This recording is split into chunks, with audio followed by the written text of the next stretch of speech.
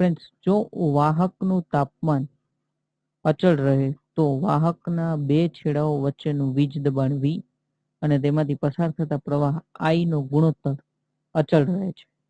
એટલે કે ફ્રેન્ડ્સ જો આપણું કોઈ પણ કંડક્ટર છે તેનું ટેમ્પરેચર જો કોન્સ્ટન્ટ રહે તો તેમાંથી પસાર થતો કરંટ અને તેના વોલ્ટેજ નો ગુણોત્તર મતલબ એનો રેશિયો છે એ આપણો કોન્સ્ટન્ટ રહે છે. ઠીક છે ફ્રેન્ડ્સ. ત્યારબાદ માટે V અપોન I બરાબર અચળ અને આ અચળાંક એટલે વાહકનો પ્રતિરોધ R જેને આપણે રેઝિસ્ટન્સથી ઓળખીએ છીએ. ઠીક છે ફ્રેન્ડ્સ. આગળ જઈએ. R is equal to V by I. જો V બરાબર 1 વોલ્ટ હોય અને વીજ પ્રવાહ I બરાબર 1 એમ્પિયર હોય તો રેઝિસ્ટન્સ R બરાબર 1 ઓહમ થાય છે. એનો મતલબ કે ફ્રેન્ડ્સ કે V બરાબર 1 વોલ્ટ I બરાબર 1 એમ્પિયર તો આપણો રેઝિસ્ટન્સ R બરાબર 1 ઓહમ થાય છે. ઠીક છે ફ્રેન્ડ્સ. વાહકને અપાતા વોલ્ટેજ V અને વહેતા કરંટ I નો ગ્રાફ લિનિયર આવે છે. ઠીક છે ફ્રેન્ડ્સ. તો આપણે અહીંયા ગ્રાફ દોરેલો છે. ફ્રેન્ડ્સ વાહકને અપાતા વોલ્ટેજ V અને વહેતા કરંટ I નો ગ્રાફ લિનિયર આવે છે. એ ક્યારે? જ્યારે ઓહમનો નિયમ લાગુ પડે છે ત્યારે. અને ફ્રેન્ડ્સ ઓહમનો નિયમ ત્યારે જ લાગુ પડે છે જ્યારે તે ગ્રાફ લિનિયર આવે છે અને તેનું ટેમ્પરેચર મતલબ કે તાપમાન કોન્સ્ટન્ટ હોય. તો જો તાપમાન અચળ નહીં રહે, તાપમાનમાં ફેરફાર થશે તો ઓહમનો નિયમ લાગુ પડતો નથી ફ્રેન્ડ્સ. આગળ જોઈએ. ઓહમના નિયમથી ફ્રેન્ડ્સ આપણે વોલ્ટેજ, કરંટ અને રેઝિસ્ટન્સની વેલ્યુ મેળવી શકીએ છીએ. અહીંયા 3 સૂત્ર લખેલા છે. બહુ સિમ્પલ, એક જ સૂત્રમાંથી 1 બાય 1 બીજા સૂત્ર બને છે. એક સૂત્ર યાદ રાખવાથી બીજા બધા સૂત્ર આવડી જાય એમ છે. V is equal two IR એટલે આપણે વોલ્ટેજ ફાઇન્ડ કરવો હોય તો રેઝિસ્ટન્સ અને કરંટનો ગુણાકાર કરો. I is equal to V by R અને R is equal to V by I. આવી રીતના આપણે ત્રણ ક્વોન્ટિટી ફાઇન્ડ કરી શકીએ છીએ. ઠીક છે ફ્રેન્ડ્સ. ત્યારબાદ ઓહમનો નિયમ બધા જ મટીરિયલ માટે લાગુ પડતો નથી, જેમ કે અર્ધવાહક, સિલિકોન, કાર્બાઇડ. ફ્રેન્ડ્સ ઓહમનો નિયમ છે તે બધા જ મટીરિયલ પર લાગુ પડતો નથી, કારણ કે આપણે આગળ જોઈ ગયા કે ઓહમનો નિયમ એ લિનિયર ગ્રાફ આવે છે. હવે અર્ધવાહક છે, સિલિકોન છે, કાર્બાઇડ છે, તેમાં તાપમાનમાં ફેરફાર થતા રહે છે, તેથી તેના વોલ્ટેજ અને કરંટનો ગ્રાફ લિનિયર આવતો નથી. તેથી આપણે ઓહમનો નિયમ બધા મટીરિયલ ઉપર લાગુ પડતો નથી. ત્યારબાદ ફ્રેન્ડ્સ ઓહમનો નિયમ યુનિલેટરલ નેટવર્કમાં અને નોન લિનિયર નેટવર્કમાં પણ લાગુ પડતો નથી. ફ્રેન્ડ્સ યુનિલેટરલ નેટવર્ક અને નોન લિનિયર નેટવર્ક વિશે આપણે આગળ ચર્ચા કરશું. અત્યારે યુનિલેટરલ નેટવર્ક અને નોન લિનિયર નેટવર્કમાં ઓહમનો નિયમ લાગુ પડતો નથી. ઓકે, તો આ ઓહમનો નિયમ છે ફ્રેન્ડ્સ, બહુ સહેલો નિયમ છે, આરામથી તમે જુઓ. और अब हम एक न्यू टाइप ऑफ करंट यहाँ पर डिस्कस करने जा रहे हैं, जिसको हम कहते हैं अल्टरनेटिंग करंट. अब क्वेश्चन ये है कि why it is known as alternating current, what is the meaning of this alternating. तो जैसा कि आप यहाँ पर डायग्राम में देख सकते हैं, इस वेवफॉर्म में देख सकते हैं, यहाँ पर मैंने एक साइनोसाइडल वेव बनाया है. ये किस तरह का वेव है? This is basically sine wave. Correct. तो साइन वेव को अगर हम ऑब्जर्व करें, ठीक है, आपने मैथ में भी पढ़ा है, साइन वेव को ऑब्जर्व करें तो साइन की वैल्यू 0 पे क्या होती है? At angle 0, suppose this is, अगर इसको मैं ले लेता हूं theta, if this is theta और ये मैग्नीट्यूड है इसका, ठीक है, तो इसको मैं एम्पलीट्यूड ले लेता हूं ए. ठीक है. तो अगर मैं यहां पर देखूं, अगर मैं आपसे ये पूछूं कि what is the value of sine theta, तो आप कहेंगे sine theta value is equal to 0. And what is this? This is what is the value of theta is equal to 90 degree, और we can say in the radian what is the value of sine pi by 2. तो sine pi by 2 is the maximum value. ठीक है. तो इसको मैं क्या कर रहा हूं, साइन पाई बाई 2 की मैक्सिमम वैल्यू कितनी ले लेता हूं? 1. करेक्ट. और अगर मैं आपसे पूछूं कि what is the value of sine पाई, यहां पे क्या होता है? पाई. ठीक है. पीरियोडिसिटी, पीरियोडिक एक वेव फॉर्म है, तो साइन पाई की वैल्यू क्या आ जाएगी? 0. और similarly this value, this means pi by 2 plus pi, pi by 2 plus pi, so this is coming out to be 3 pi by 2. तो 3 पाई बाई 2 पे साइन की वैल्यू क्या आ रही है? -1. ठीक है. नेगेटिव में है, ये भी मैक्सिमम है बट नेगेटिव में है. इसी तरह से आप यहां पर देखेंगे तो फिर से वैल्यू 0 है. करेक्ट. तो 0 से हम स्टार्ट हुए, 0 पे गए और यहाँ पे वैल्यू क्या है? 2 पाई. सो ये क्या चीज हमें बता रही है? ये बता रहा है कि this waveform is periodic. First point, this waveform is periodic means it completes its time period every cycle in the time period of 2 pi, t is equal to 2 pi, 2 pi time में ये अपनी periods को complete कर रहा है, correct. दूसरा चीज अगर मैं देखूं तो इसका जो मैग्नीट्यूड है, जो ये है amplitude, this changes with respect to time, ये चेंज हो रहा है। तो एसी को हम कैसे डिफाइन कर सकते हैं? AC means the magnitude as well as direction, the magnitude and direction changes periodically, ठीक है, periodically with respect to time, correct. अब आप लोग को ये डाउट होगा कि थीटा और टाइम में क्या रिलेशन है, वो भी मैं आपको बताऊंगा। This theta is basically equal to omega t, ठीक है, एंड ओमेगा टी यहां पर ये टाइम का कंपोनेंट आ रहा है, तो थीटा को ओमेगा टी कहते हैं, periodically with respect to time. तो टाइम के साथ क्या हो रहा है, मैग्नीट्यूड एंड डायरेक्शन दोनों वेरी कर रहे हैं। तो this is all about DC, where is in sorry AC, where is in case of a DC, अगर मैं डीसी की बात करूं यहाँ पे, तो क्या हो रहा था, the magnitude always remain constant, हमेशा कांस्टेंट था 0 से पाई तक, ठीक है। तो अब हम इस यूनिट में जो भी चीज डिस्कस करेंगे उसमें जो वेवफॉर्म होगा हमारा वो अल्टरनेटिंग होगा, वेरी करेगा, ठीक है।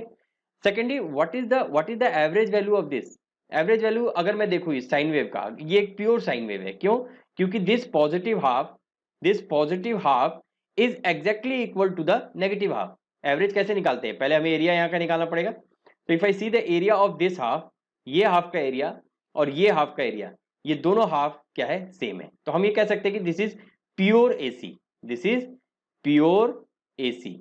मींस यहां पर डीसी कंपोनेंट कितना है, डीसी कंपोनेंट क्या होता है, DC component mean the average value. So if average value is equal to 0, अगर एवरेज वैल्यू 0 आ रहा है, इसका मतलब यहां पर जो वेवफॉर्म है वो प्योर एसी है, इसमें कोई भी डीसी कंपोनेंट नहीं है, कोई भी एवरेज वैल्यू नहीं है।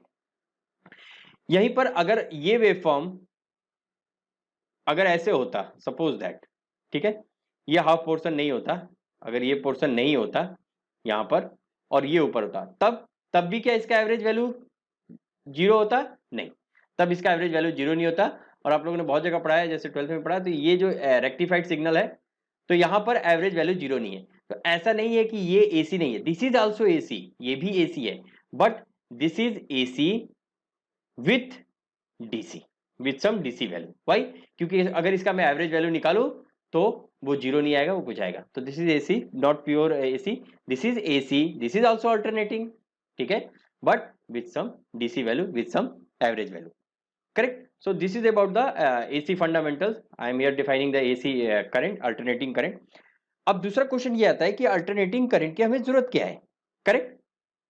तो सबसे बड़ा एडवांटेज तो ये है एसी करंट का कि द एसी करंट और voltage can be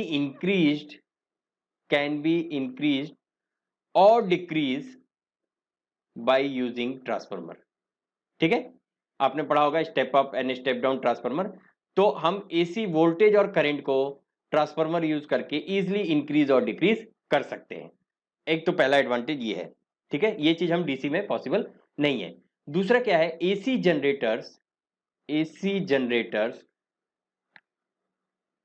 are easily to construct, or we can say simpler in construction, easily to construct, या फिर हम ये भी कह सकते हैं simpler in construction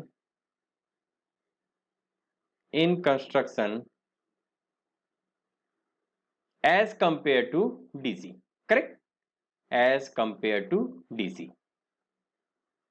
तो दूसरा एडवांटेज ये हो गया, जब भी हमें एसी जनरेट करना है, this is simplier to construct as compare to DC, ठीक है। आगे हम जैसे डीसी मोटर में जब हम पढ़ेंगे तब हम देखेंगे कि जब एसी एक्चुअली में जो जनरेट होता है वो एसी जनरेट होता है, उसको डीसी में कन्वर्ट करने के कम्यूटेटर की जरूरत पड़ती है, बट मैं यहाँ पे डिस्कस नहीं कर रहा, वो नेक्स्ट यूनिट में हम डिस्कस करेंगे। दूसरा चीज क्या है, AC can be easily converted into DC. भाई वाह, इसका मतलब ये है कि अगर हमें डीसी चाहिए तो हम एसी से डीसी बना सकते हैं, इजी है, कंस्ट्रक्शन में एसी है। तो ये सब एडवांटेज होने के कारण, due to this some of this advantage, we basically prefer the AC. इसलिए आपके यहाँ जो सप्लाई भी आती है वो भी हम एसी में लाते हैं, क्यों, क्योंकि वोल्टेज और करंट इंक्रीज डिक्रीज कर सकते हैं, तो उससे हम लॉसेस बहुत कम कर लेते हैं, करेक्ट। ईडी करंट लॉस आपने पढ़ा होगा, तो वो बहुत कम हो जाता है, वोल्टेज की वैल्यू को इंक्रीज करके करंट डिक्रीज कर देते हैं। उसी तरीके से कंस्ट्रक्शन वाइज बहुत ईजी है। और तीसरा चीज, जब भी हमें डीसी की जरूरत है हम उसको इजीली कन्वर्ट भी कर सकते हैं। तो ये सब एडवांटेज है एसी का, ठीक है। अच्छा, एक चीज और है, कई बार हमारे दिमाग में ये आता है कि एसी सिग्नल वही सिग्नल है जो साइन वेव है ठीक है, अगर ये साइन वेव है तो ये एसी है, ऐसा नहीं है। अगर एक स्क्वायर वेव भी अल्टरनेटिंग वेरी कर रहा है, अगर मान लीजिए ये स्क्वायर वेव है, तो ये भी अल्टरनेटिंग करंट है, this is also alternating, alternate तो कर रहा है ना, पॉजिटिव नेगेटिव पॉजिटिव। अगर एक ट्रायंगुलर वेव है तो ये भी अल्टरनेट कर रहा है, करेक्ट। बट बट क्वेश्चन ये है कि हम साइन वेव ही क्यों ज्यादातर लेते हैं, तो उसका रीजन ये है कि अगर ये स्क्वायर वेव है, जैसे कि आप लोगों ने मैथ में भी पढ़ा होगा, अगर ये स्क्वायर वेव है और इसका मैं फोरियर सीरीज या फोरियर ट्रांसफॉर्म या इसके कंपोनेंट्स को ब्रेक करूं, तो स्क्वायर वेव को मैं साइन और कोसाइन वेव के कॉम्बिनेशन से बना सकता हूं। तो बेसिक फंडामेंटल क्या है, साइन और कोसाइन है। और साइन और कोसाइन को अगर मैं ऐड करता हूं तो मैं ट्रायंगुलर भी बना सकता हूं, स्क्वायर भी बना सकता हूं। तो अगर आपके पास ये क्वेश्चन है कि कौन सा हम स्टडी करें, तो आप यही कहेंगे कि फंडामेंटल कंपोनेंट को हम स्टडी कर लेते हैं। और अगर फंडामेंटल को हम स्टडी कर लेते हैं तो वही सेम एनालिसिस हम साइन स्क्वायर वेव के लिए या ट्रायंगुलर वेव के लिए, किसी भी चीज के लिए हम लगा सकते हैं, करेक्ट। तो ये तो हो गया आपका अल्टरनेटिंग करंट का इंट्रोडक्शन। अब हम देखते हैं कि कैसे जनरेट होता है। देखिए, मैं यहाँ पे बहुत ही बेसिक्स लेके चल रहा हूँ, क्योंकि आपका बेसिक इलेक्ट्रिकल इंजीनियरिंग के कोर्स में है। मैं बहुत ज्यादा डिटेल में नहीं जाऊंगा, बट मैं आपको बहुत ही बेसिक्स में ये समझाता हूँ कि एसी वोल्टेज या एसी करंट जो हमारा जनरेट हो रहा है वो हम कैसे जनरेट करते हैं, ठीक है। तो आइए देखते हैं generation of the AC voltage और एसी करंट।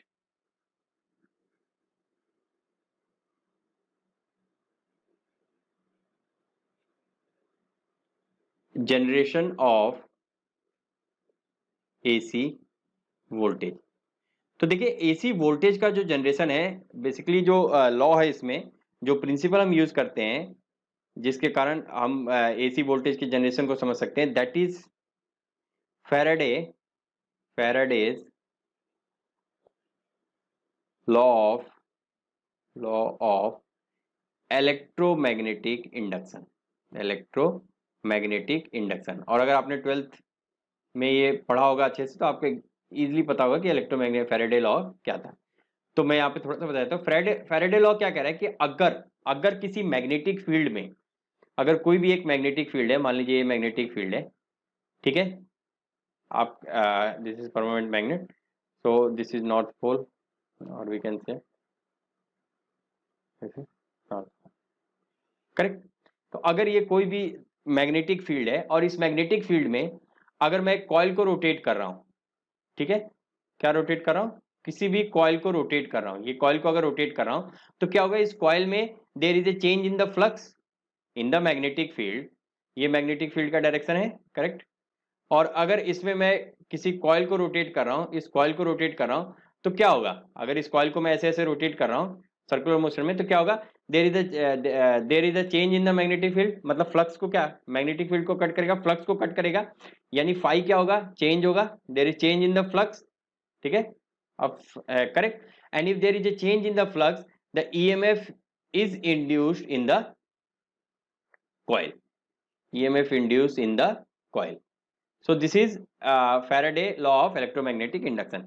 अब सेम इसी प्रिंसिपल को हम यूज करके एसी वोल्टेज को जनरेट कर सकते हैं। तो आइए कंस्ट्रक्शन का डायग्राम देखते हैं, जिसके थ्रू हम जनरेट कर सकते हैं, और मैं आपको बताता हूँ कि उसको कैसे हम कॉइल के थ्रू जनरेट करते हैं, ठीक है। तो ये सिमेट्रिक डायग्राम है जिसके थ्रू हम मैं आपको समझाता हूँ कि एसी वोल्टेज को हम कैसे जनरेट करते हैं। तो यहाँ पे आप देख सकते हैं, ये है नॉर्थ पोल और ये है साउथ पोल। आपको पता है मैग्नेटिक फील्ड का डायरेक्शन कैसे होगा, north pole to south pole. तो ये जो परमानेंट मैग्नेट है, ये क्या जनरेट करे, मैग्नेटिक फील्ड जनरेट कर रहे हैं। और Faraday law of electromagnetic induction क्या कहते हैं कि किसी मैग्नेटिक फील्ड में अगर मैं इस कॉइल को रोटेट कर रहा हूं, अब ये देखिए कॉइल है, कॉइल का डायरेक्शन कैसे है, axis of rotation this is anti clockwise, correct. Omega frequency से ये एंटी क्लॉकवाइज में ये कॉइल रोटेट कर रहा है। तो अगर ये कॉइल यहां पर रोटेट कर रहा है, मींस द फ्लक्स, जो ये फ्लक्स को कट करेगा वो क्या होगा, डिफरेंट होगा, with respect to different angle. जो भी एंगल हम रखेंगे, तो जो मैं थीटा की बात कर रहा था वहां पर, वो थीटा क्या है, theta is the angle made with this magnetic field. तो जो भी मैग्नेटिक फील्ड के साथ जो एंगल बन रहा है वो आपका थीटा था। तो आप देख सकते हैं यहाँ पे थीटा चेंज होता जाएगा जैसे जैसे कॉइल रोटेट करेगा, and due to changing of the rotation of this coil, flux हमारा चेंज होगा, और फ्लक्स चेंज होने के कारण क्या होगा, यहाँ पर ईएमएफ इंड्यूस होगा। और वो हम कैसे कलेक्ट करेंगे, यहाँ पर आप देख सकते हैं दीज आर द ब्रशेस, ये दो ब्रश लगे हुए हैं, एक ए बी कॉइल से कनेक्टेड है और एक सी डी कॉइल से। जैसे अगर ये मैं देखूं तो ये ए बी कॉइल से यहाँ से कनेक्टेड है, आप देख सकते हैं ये ब्रशेस, और यहाँ से ये सी डी कॉइल से कनेक्टेड है ये ब्रशेस। तो यहाँ पे क्या होगा, ईएमएफ इंड्यूस होगा। और आपको पता है कि जब कॉइल ए बी जब ऊपर जा रहा है, यानी इसका टॉर्क का डायरेक्शन जब इस तरह से है, तो कॉइल सी डी का डायरेक्शन ऐसे है, अपोजिट है, ठीक है, ऐसे रोटेट करेगा, तो इन दोनों का डायरेक्शन क्या है, अपोजिट है। आप फ्लेमिंग लेफ्ट हैंड रूल से हम इजिली करंट का डायरेक्शन निकाल सकते हैं। तो इसमें जो ईएमएफ इंड्यूस होगा वो डिफरेंट होगा, मतलब अपोजिट होगा। तो क्या होगा, यहाँ पर एक पोलैरिटी जनरेट करेगी, एक ईएमएफ जनरेट करेगा। अब यहाँ पर क्या है, ये जो स्लिप रिंग्स है ये रोटेटिंग पार्ट है, मतलब ये रोटेट कर रहा है। इसके साथ हम एक ब्रशेस कनेक्ट करते हैं, जैसे आपने पी और क्यू लिखा हुआ है, ये पी और क्यू क्या है, ब्रशेस है। ब्रशेस मतलब जस्ट उसके कांटेक्ट में रहते हैं, लेकिन ये रोटेट नहीं करते। तो ये क्या करते हैं, जो भी यहाँ से करंट जो आ रहा है उस करंट को यहाँ से कलेक्ट करेंगे, और कलेक्ट करने के कारण ये जो करंट है ये रेजिस्टेंस के अक्रॉस फ्लो करेगा। तो ये जो करंट हम यहाँ पे ऑब्टेन कर रहे हैं, this is basically the AC current. So this is the simple explanation of the generation of the AC voltage, ठीक है। बहुत ज़्यादा डिटेल में नहीं जाएंगे, क्योंकि बहुत ज़्यादा डिटेल में अगर मैं देखूँ तो हमको सेक्शन सी में भी कंप्लीट करना है इसमें, DC motor and DC generator, तो वहाँ पे थोड़ा डिटेल में पढ़ लेंगे। अभी के लिए आप इतना जानिए कि यहाँ पर एग्जैक्टली क्या हो रहा है कि एक मैग्नेटिक फील्ड में इस तरह से हमारा क्या हो रहा है, ये जो कॉइल है ये रोटेट कर रहा है, करेक्ट, ये कॉइल रोटेट कर रहा है। और जैसे जैसे कॉइल रोटेट करेगा इसका एंगल चेंज होगा, और एंगल चेंज होगा तो ये क्या जनरेट करेगा, ईएमएफ जनरेट करेगा, मींस अल्टरनेटिंग करंट रोटेट करेगा, ठीक है। थीटा चेंज होगा तो ये अल्टरनेटिंग करंट, ठीक है, करेक्ट। तो आइए इस डायग्राम के थ्रू हम समझते हैं कि कैसे कॉइल रोटेट कर रहा है तो उसके चलते अल्टरनेटिंग वोल्टेज क्रिएट हो रहा है। जैसे कि आप देख सकते हैं ये कॉइल की पोजीशन है, तो रेफरेंस जीरो, यानी जीरो किसी एक पोजीशन से कॉइल रोटेट करना स्टार्ट किया, और वहां से मान लीजिए ये रोटेट कर रहा है किस डायरेक्शन में, एंटी क्लॉकवाइज डायरेक्शन में। ये मैंने एंटी क्लॉकवाइज डायरेक्शन एज्यूम किया है। तो जब ये किसी भी फाई एंगल पे इस फाई पे गया तो क्या हुआ, जो यहां से जो मैग्नेटिक फील्ड को कट कर रहा है जो कॉइल, मान लीजिए जैसे ये कॉइल हमारा मैग्नेट के अंदर, और ये अगर इस एंगल पे आ गया है, मींस जो हमारी मैग्नेटिक फील्ड है, ठीक है, इसका एक्सिस, और मैग्नेटिक फील्ड जो है हमारा वो इस तरह से है। तो कॉइल जो एक पोजीशन बना रहा है, ये क्या कर रहा है, कॉइल इसके साथ कुछ एंगल बना रहा है फाई। तो ये फाई जैसे जैसे चेंज होगा, जो यहाँ से मैग्नेटिक फील्ड फ्लक्स जो इंड्यूस है, जो फ्लक्स जो कट हो रहा है वो चेंज होता रहेगा, ठीक है। तो जैसे यहाँ पे आप देख सकते हैं, अगर ये बिल्कुल ही मैग्नेटिक फील्ड के अगर आप मैग्नेटिक फील्ड के बिल्कुल पैरेलल आ जाए कॉइल, यानी ये हमारा कॉइल है और ये हमारी मैग्नेटिक फील्ड है, तो क्या होगा, उस कंडीशन में कोई भी फ्लक्स नहीं कट होगा इस कॉइल से, करेक्ट। तो अगर कोई भी या negligible amount of flux cut होगा, तो अगर नेग्लिजिबल फ्लक्स हो रहा है तो यहाँ पे ईएमएफ की वैल्यू भी जो जनरेट होगी वो क्या आ जाएगी, जीरो। तो आप यहाँ पे देख सकते हैं, फर्स्ट पॉइंट ये है, जब ये यहाँ पर था यानी मैग्नेटिक फील्ड के बिल्कुल ही पैरेलल है कॉइल, तब यहाँ पर कितना जनरेट हुआ, जीरो। अब जैसे जैसे इसकी पोजीशन चेंज होती जाएगी, मैं मान लेता हूँ ये मैग्नेटिक फील्ड है, अब अगर कॉइल की पोजीशन ये हो गई है, ठीक है, दिस वन, तो यहाँ पे क्या होगा, अब क्या कर रहा है, अब ये मैग्नेटिक फ्लक्स को कट कर रहा है, तो कट करेगा मतलब ईएमएफ जनरेट होगा। और जैसे जैसे ये स्ट्रेट होता जाएगा, मींस इस पोजीशन पे क्या होगा, सबसे मैक्सिमम फ्लक्स कट होगा, सबसे मैक्सिमम फ्लक्स कट होगा। तो ये पोजीशन ये है, यानी यहाँ पे जब आएगा, जब वो 90 डिग्री पे आएगा तो सबसे ज्यादा मैक्सिमम फ्लक्स कटेगा, और यहाँ पे जो ईएमएफ की वैल्यू होगी जो जनरेट होगी वो मैक्सिमम होगी। उसी तरीके से फिर ये जब इस डायरेक्शन में रोटेट करता जाएगा तो हमारा ईएमएफ का डायरेक्शन चेंज हो जाएगा, और ये वैल्यू रिड्यूस होने लगेगी, और फिर कहाँ पे आ जाएगी, जीरो पे। और फिर जब ये कॉइल जब इस पोजीशन पे आएगा तब भी मैक्सिमम फ्लक्स जनरेट होगा। ओनली डिफरेंस इज दैट जो फ्लक्स का डायरेक्शन होगा, जो फ्लक्स का मैग्नीट्यूड होगा वो अपोजिट होगा। तो इस तरह से हम देख सकते हैं कि यहाँ पर क्या जनरेट हो रहा है, एक एसी वोल्टेज को हम कैसे जनरेट कर रहे हैं, ठीक है। तो इसको फेजर रिप्रेजेंटेशन भी कहते हैं, ये आपका फेजर रिप्रेजेंटेशन है, वो भी मैं आगे एक्सप्लेन करूंगा। तो by using phasor representation how we can explain this generation of the AC voltage, correct. अब यहाँ पर एक चीज और है, इक्वेशन ऑफ एसी करंट, ठीक है, एसी करंट का इक्वेशन हम कैसे दिखा सकते हैं, ठीक है। यहाँ तो मैंने आपको फेजर में बता दिया, ठीक है, theta is equal to omega t, और आप देख सकते हैं 0 से पाई बाई 2 पाई, ठीक है। फिर यहाँ पे क्या हो गया, इसकी वैल्यू 3 पाई बाई 2, और यहाँ पे हो गया 2 पाई, मीन्स अगर टाइम पीरियड में यहाँ से निकालूं तो 2 पाई होगा। टाइम पीरियड मतलब कितने टाइम में अपने आप को रिपीट कर रहा है, क्योंकि इसके बाद फिर यही वेव फॉर्म रिपीट होगा, after 2 pi this wave form repeats itself, ठीक है। तो अगर यहां से मैं ईएमएफ इक्वेशन लिखता हूं तो मैं क्या लिख सकता हूं, अगर आई एम के रिस्पेक्ट में ही लिख रहा हूं मैं, आई के रिस्पेक्ट में मीन्स अगर इस करंट को मैं आई करंट लेता हूं, और जनरली आप देखिएगा डीसी में हम करंट की वैल्यू को कैपिटल में लिख रहे थे, यहां स्मॉल में लिखेंगे, तो I is equal to this I M को मैं कैपिटल में रखा, ये मैक्सिमम करंट है, ठीक है, आई M sine omega T plus five, ये हम जनरल फॉर्म इसी इक्वेशन का बता सकते हैं। यहां पे आप देख सकते हैं I is equal to I M sine omega T plus five. अब आई एम क्या है, आई एम कौन सी वैल्यू है, आई एम जो आपका है that is the peak value, that is peak value, और पीक वैल्यू मींस पॉजिटिव और नेगेटिव। तो जैसे आप देख सकते हैं यहां पर ये पीक वैल्यू कितना है, आई एम, मतलब ये और ये वैल्यू सेम है, क्योंकि ये प्योर साइन वेव है तो positive half negative half same होगा। तो आई एम यहां पर क्या निकल गया, पीक वैल्यू, करेक्ट। ओमेगा क्या है, ओमेगा वो फ्रीक्वेंसी है, वो एंगुलर फ्रीक्वेंसी है जिस फ्रीक्वेंसी से ये रोटेट कर रहा है, यानी इस डायरेक्शन में ओमेगा फ्रीक्वेंसी से ये जो आपका कॉइल है ये रोटेट कर रहा है ऐसे, करेक्ट, ओमेगा फ्रीक्वेंसी से, ठीक है, ये समझ में आ रहा है? तो omega frequency, omega is the angular frequency, omega is the angular frequency, correct. और इसको आप ऐसे भी रिप्रेजेंट कर सकते हैं, एंगुलर फ्रीक्वेंसी है मींस आपको पता है 2 pi f, so omega is also equal to 2 pi f, ठीक है। और ये ओमेगा जो है ये भी टाइम पीरियड से रिलेटेड है। अगर मैं फ्रीक्वेंसी और टाइम पीरियड की बात करूं तो frequency is equal to 1 upon t. तो अगर यहां से मैं देखूं फ्रीक्वेंसी इसका निकालना चाहूं तो f is equal to 1 upon 2 pi, correct. और यहां से अगर ओमेगा निकाले इसी वेवफॉर्म को तो क्या आएगा, 2 pi into 1 upon 2 pi, so omega is equal to 1, correct. तो इस तरह से आप देख सकते हैं, ठीक है, समझ में आ रहा है। 2 पाई एफ हमारा ओमेगा 2 पाई एफ हो गया, एफ की वैल्यू 1 अपॉन टी होती है, तो t is equal to t की वैल्यू यहाँ पे कितना है 2 पाई, तो 1 अपॉन 2 पाई पुट कर दिया तो ओमेगा की वैल्यू आ गई 1, तो ओमेगा। अब ये फाई क्या है, व्हाट इज दिस फाई।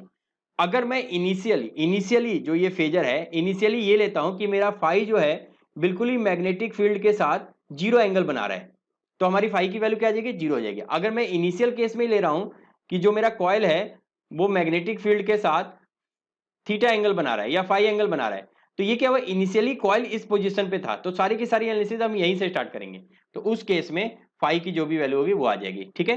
तो जैसे आप देख सकते हैं अगर फेजर यहाँ जीरो से स्टार्ट हो रहा है, जीरो से, तब तो मैं कह सकता हूं कि यहाँ पर फाई की वैल्यू क्या है, जीरो है, ठीक है।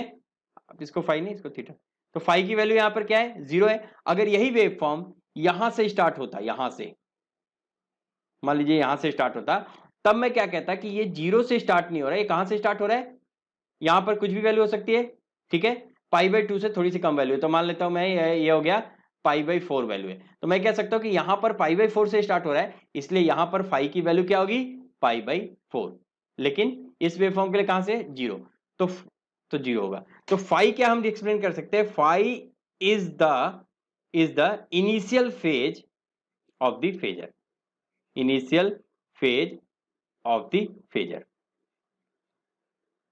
ठीक है, इनिशियली कहां से स्टार्ट हो रहा है, ठीक है। डीसी में ये चीज मैटर नहीं करता था, डीसी में क्योंकि जीरो से लेकर इंफिनिटी तक सेम भी वैल्यू थी, तो वहां मैटर नहीं करता था कि कब से स्टार्ट है, लेकिन अगर यहाँ पे मैं देखूं तो फाइव मैटर करेगा, ठीक है। अगर आपको पावर निकालना है यहाँ पर तो मल्टीप्लीकेशन जब आप करेंगे तो इंस्टेंटेनियस में देखिए यहाँ पर कुछ वैल्यू है लेकिन यहाँ पे जीरो, तो इसका पावर जीरो हो जाएगा। तो वो सारी चीजें हैं, अभी आगे हम फेजर डायग्राम में भी एक्सप्लेन करेंगे वो सारी चीजें। तो इस तरह से आप देख सकते हैं। तो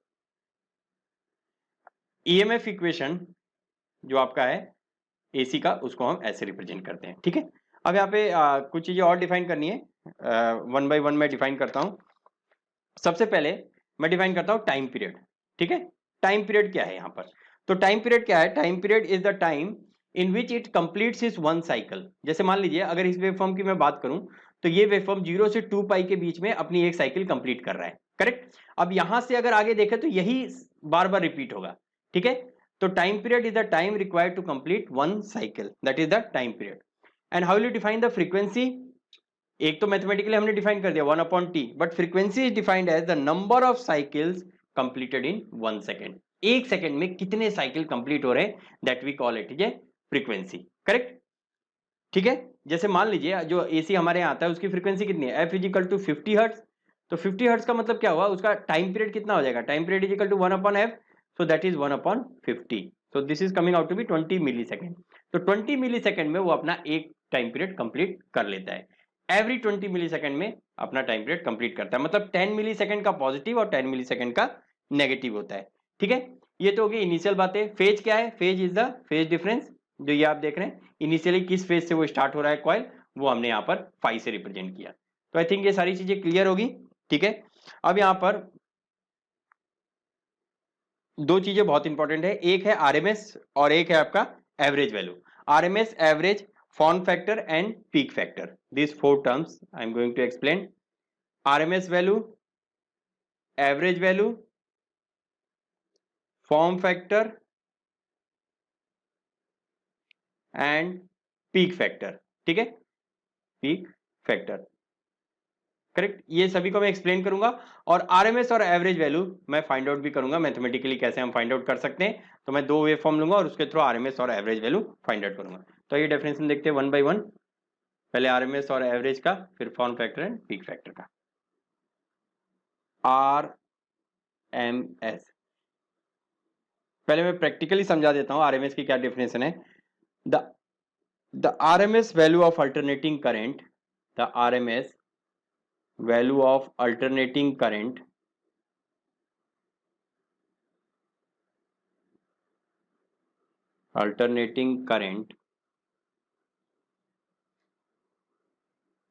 is the steady state value, is the steady state value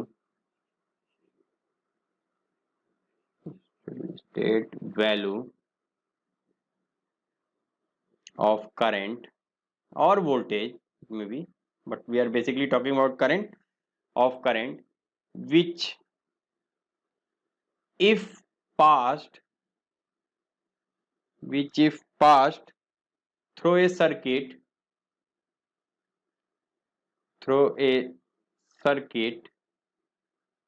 RC circuit or any type of circuit produces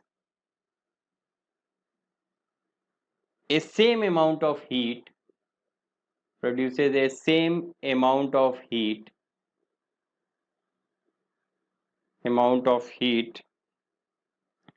as produced by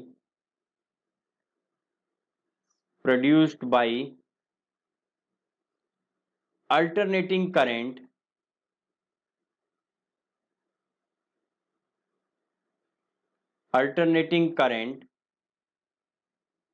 flowing through the same circuit,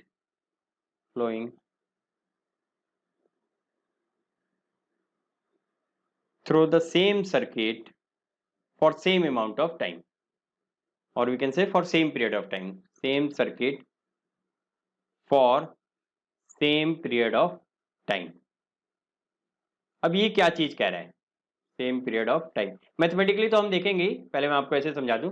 देखिए, अगर मैं आपको कहता हूं कि किसी अल्टरनेटिंग करंट की आरएमएस वैल्यू ये है, मान लीजिए Im/√2 है या जो भी हम निकालते हैं, तो इसका मतलब क्या है कि अगर एक डीसी करंट में लेकर के आऊं और उसको उस सर्किट के थ्रू पास करूं, तो जो करंट उसमें फ्लो होगा, वो जितना अमाउंट ऑफ हीट प्रोड्यूस करेगा, सेम उतना ही अमाउंट ऑफ हीट एक आरएमएस वैल्यू जो अल्टरनेटिंग करंट का है वो प्रोड्यूस करेगा, सेम सर्किट के लिए, सेम पीरियड ऑफ टाइम के लिए।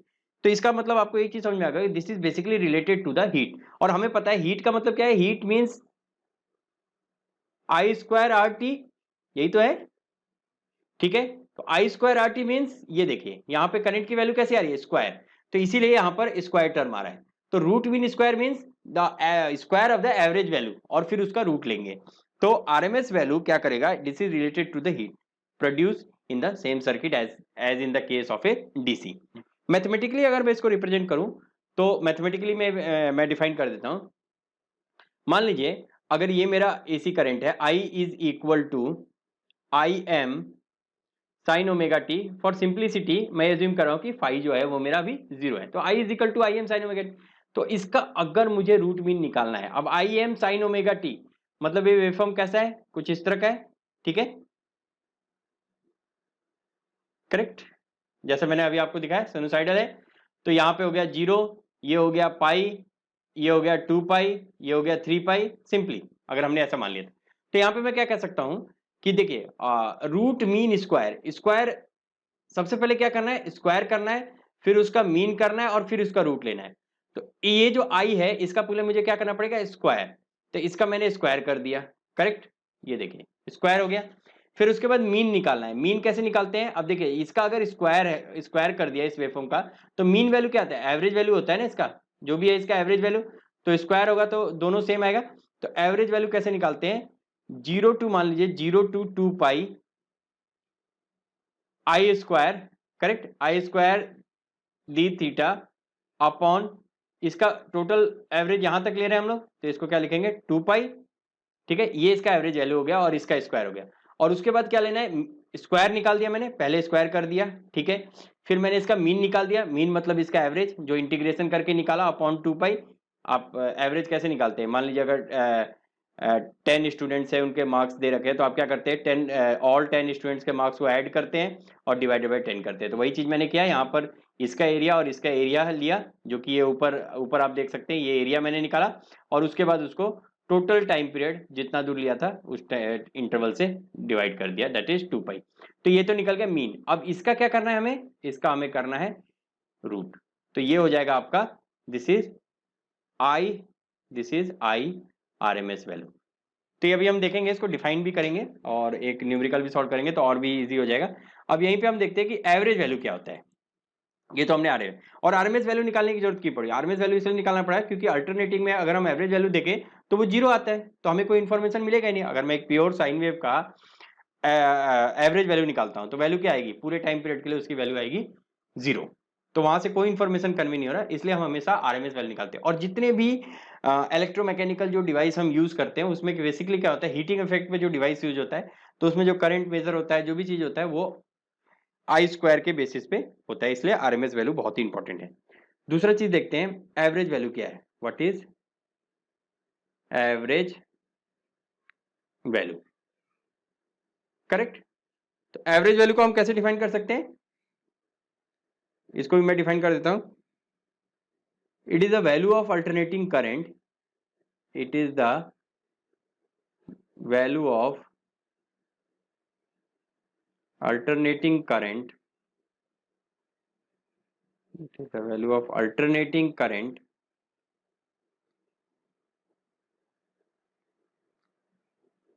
or steady current which transfer across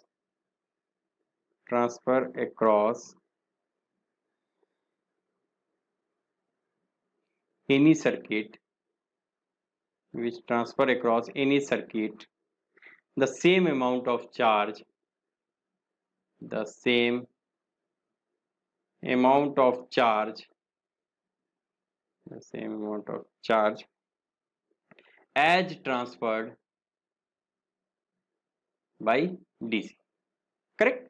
तो this is basically related to the charge, मतलब अगर एक डीसी सोर्स है वो जितना अमाउंट ट्रांसफर कर रहा है, और अगर कोई एसी सोर्स है और उसका जो एवरेज वैल्यू है उतना ही चार्ज ट्रांसफर करेगा जितना डीसी सोर्स करेगा। Condition is that in same period of time, ठीक है। तो ये तो डेफिनेशन हो गया इसका प्रैक्टिकल पॉइंट ऑफ व्यू से। अब एवरेज वैल्यू हम कैसे निकालते हैं, मान लीजिए अगर ये मेरे पास साइन वेव है, इसका एवरेज वैल्यू क्या हो सकता है, सिंपली मैं यही कहूंगा जैसे मैंने ऊपर निकाला, इन दोनों का एरिया हम निकालेंगे, area under this curve and area under this, और एरिया से निकालने के बाद टोटल टाइम इंटरवल से क्या करेंगे, डिवाइड कर देंगे। तो यहाँ पे एवरेज वैल्यू अगर इसके लिए मुझे डिफाइन करना है तो आई एवरेज में क्या कर सकता हूँ, I average is equal to total time period क्या है, 0 to this 2 pi, this pi 0, so total 1/2 pi, this is the total time interval from 0 to 2 pi I d theta, अगर ये थीटा है और ये आपका करंट आई है, ठीक है। अभी हम इसको और भी एक न्यूमेरिकल के थ्रू समझते हैं, क्योंकि आपके पेपर में न्यूमेरिकल आता है और एवरेज वैल्यू और आरएमएस वैल्यू को वहां पे निकालने का था। लेकिन उससे पहले मैं आपको फॉर्म फैक्टर और पीक फैक्टर एक्सप्लेन कर देता हूं और उसके बाद हम फिर इस पर न्यूमेरिकल लेंगे। तो फॉर्म फैक्टर क्या होता है, form factor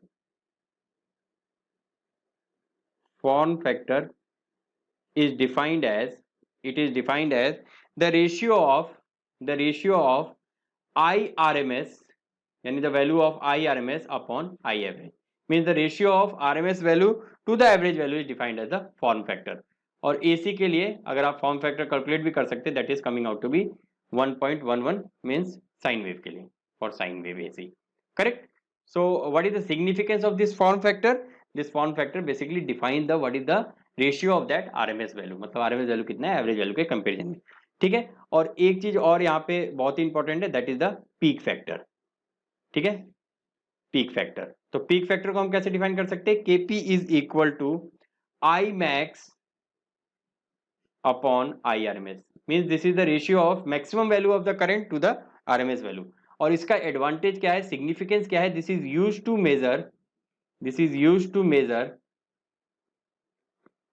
major iron loss. Correct. तो आयरन लॉस से रिलेटेड है, अगर हमें आयरन लॉस या ये सारी चीजें कैलकुलेट करनी है तो वहां पर हमें पीक फैक्टर की जरूरत होती है. सो this is all about the fundamental. और तो नेक्स्ट क्लास में हम RMS और एवरेज वैल्यू कैलकुलेट करेंगे मैथमेटिकली. तो मैं 2 वेव फॉर्म लूंगा और एक मैं half wave rectified wave form लूंगा, जो कि आपके यूनिवर्सिटी एग्जाम में भी आया हुआ है RMS और एवरेज वैल्यू कैलकुलेट करने के लिए. और मैं उसको जनरलाइज करने की कोशिश करूंगा ताकि किसी भी वेव फॉर्म का आप RMS और एवरेज वैल्यू इजीली कैलकुलेट कर सके. So thank you for attending the class.